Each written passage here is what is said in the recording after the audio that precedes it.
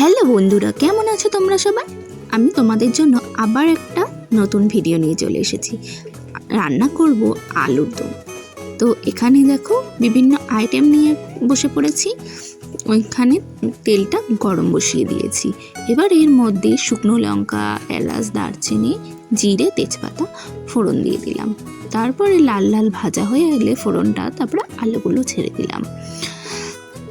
এবার ওর মধ্যে পরিমাণ মতো লবণ আর হলুদ দিয়ে দেবো ভাজার জন্য।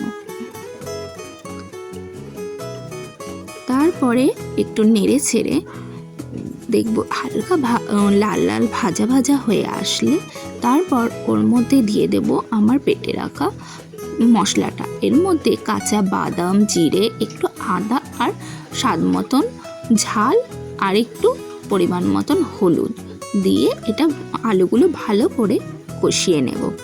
তারপর একটু কষানো হয়ে গেলে তার মধ্যে দিয়ে রাখবো কেটে রাখা টমেটোটা।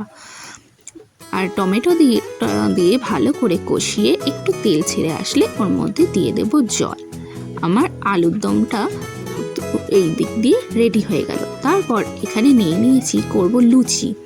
ওর মধ্যে ময়দা, তার মধ্যে অ্যাড করে নিয়েছি আটা, একটু জোয়ান, লবণ, চিনি আর তেল দিয়ে মাখাও হয়ে গেছে। আর এইদিকে দেখো লুচিটাও প্রায় ভাজা হয়ে গেছে।